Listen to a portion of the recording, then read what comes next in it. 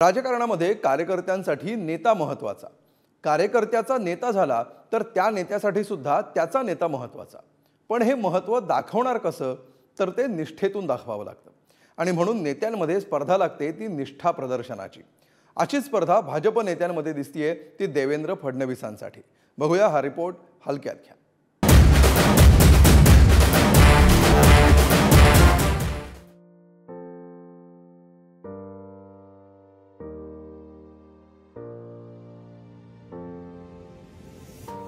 देवेंद्र नावाचा अर्थच मुळात देवांचा राजा इंद्रदेव। महाराष्ट्राच्या राजकारणात सध्या दबदबा असणारे देवेंद्र फडणवीस हे त्यांच्या समर्थकांसाठी कुठल्या राजापेक्षा कमी नाहीत आणि कुठल्या देवापेक्षाही वेगळे नाहीत। म्हणून महाराष्ट्र भाजपातले नेते फडणवीसांबद्दलची त्यांची निष्ठा दाखवण्यासाठी धडपड करत राहतात। आता चंद्रकांत पाटलांचंही विधान बघा। त्यांना वाटतंय की फडणवीसांकडे दैवी देणगी आहे। देवेंद्र फडणवीस ज्यावेळेला त्या नाराज माणसाला बोलवतात त्यावेळेला त्याचं निदान करून लगेच त्याला औषध देतात। तो औषध घेऊन बरा होण्याच्या ऐवजी दवाखान्यातून बाहेर पडण्यापूर्वीच बरा झालेला असतो। म्हणूनच बहुतेक त्यांना फडणवीस डॉक्टर ही वाटत असावे। देवेंद्र फडणवीस नावाचे एक डॉक्टर असे आहेत की ज्यांना निदान पटकन होतं आणि एक्झॅक्ट गोळी आणि एक्झॅक्ट इंजेक्शन देता येतं। ते हिंदी सिनेमात नाही का डॉक्टरला भगवान वगैरे म्हणायचे, तसंच काहीसं चंद्रकांत दादांना म्हणायचं असेल। महाराष्ट्राच्या राजकारणात देवेंद्र फडणवीस जी काही ऑपरेशन्स कमळ नावाने पार पाडतात ती पाहून तर त्यांना डॉक्टर म्हणणं सुचलं नसेल ना, ठाऊक नाही। आता चंद्रकांत दादांना जे देवेंद्र डॉक्टर वाटतायत तेच देवेंद्र सदाभाऊ खोत यांना द्रोणाचार्य वाटतायत, ज्यांच्यासाठी ते स्वतः एकलव्य होऊन अंगठा देण्याचीही तयारी दाखवतायत। पण देवेंद्र फडणवीस या व्यक्तिमत्वासाठी सदाभाऊला दोन अंक द्यायचा जर वेळ आली तर दोन अंक द्यायला सुद्धा सदाभाऊ महाराष्ट्र सरकार नाही। आता कुणाला फडणवीस गुरु वाटतायत तर कुणाला थेट बाप। नितेश राणेंचं ते वक्तव्य आठवत असेलच। आपला बॉल बसलाय सागर बांगल्यावर, काही होत नाही आम्हाला लोकांना।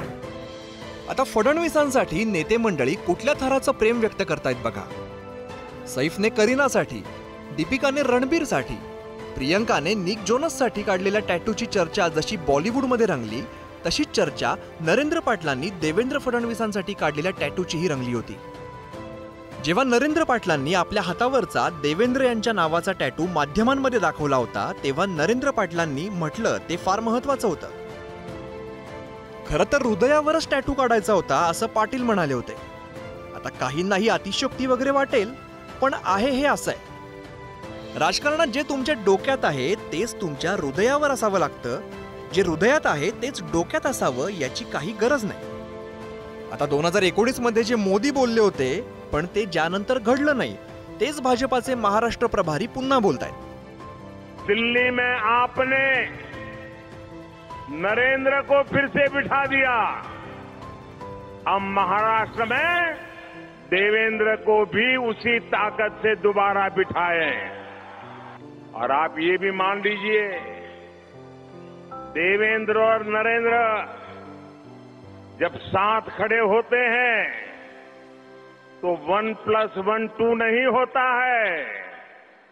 नरेंद्र और देवेंद्र जब साथ खड़े होते हैं तो 11 हो जाता है, 11 हो जाता है। नरेंद्र है आदरणीय नरेंद्र मोदी जी, तो दूसरी तरफ महाराष्ट्र में देवेंद्र है। नरेंद्र और देवेंद्र का अमृत रूपी नेतृत्व कार्यकर्ताओं को एक नई ऊर्जा दे रहा है। आता काळ निवडणुकीचा आहे।